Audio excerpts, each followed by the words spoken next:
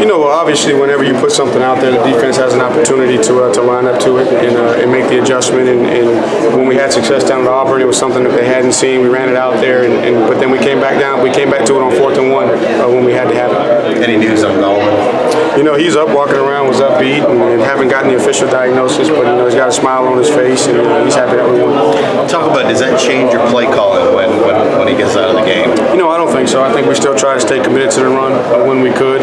We had a 2-minute situation. Obviously, we're going to be heavy passing that situation, trying to get points. But overall, it didn't really change the game plan. So I think we stuck with it, and eventually our guys made enough plays to get the win. What did you think of the way Fuller ran behind him?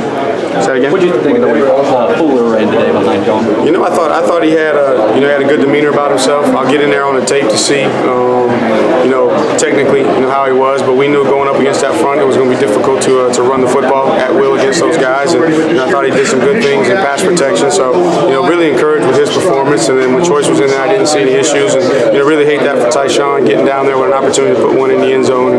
And he just lost his focus on his ball security and there's one on the ground.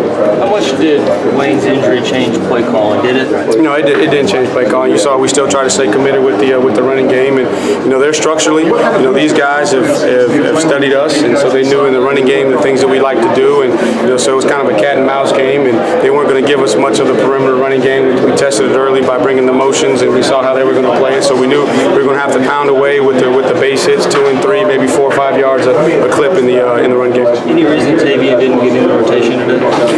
Just the biggest thing is the game was tight.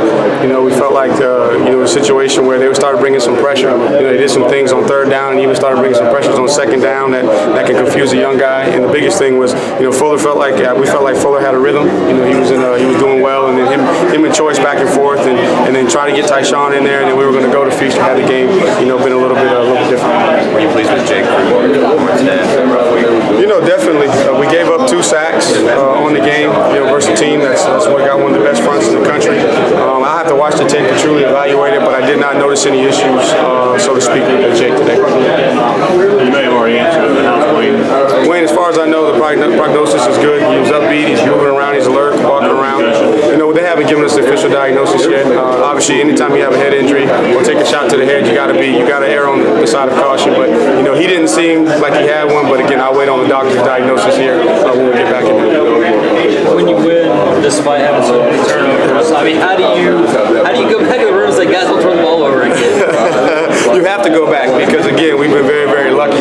We put our defense, especially in the Louisville game, we put them in a bind. They had to play over 100 snaps, and here we put them in some situations, with field position that just was unfair to those guys. And, so we got to take ownership, every one of us, at every position, to attention to detail and understand that where we want to go, that's unacceptable. And so, obviously we're going to flush it today and tomorrow. We're going to come back on Monday with a renewed focus on controlling the things that we can control. And obviously turnovers is the most glaring issue, but again, probably too much pressure on the quarterback, too many hits, a couple of sacks, some still not converting on third and short like we would like to. So there's a lot of things offensively that we can focus on. And if we'll just commit to the details and doing what we can do to control the things we can control, I think we have a chance to be special. Do you think you'll spend a lot of time the next 2 weeks then focused on that, harping on that, or is there a line you have to balance? I think there's a line that you have to balance because one thing that you know about this team is they have a spirit to win. They have a will to win. They're never going to quit, and you always are dealing with young people. You're always trying to make sure that they got the confidence that they need. And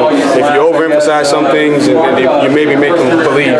Right now, obviously they're winning in spite of. And it's our jobs as coaches to find out the buttons to push to eliminate that so that we can be who we're supposed to be.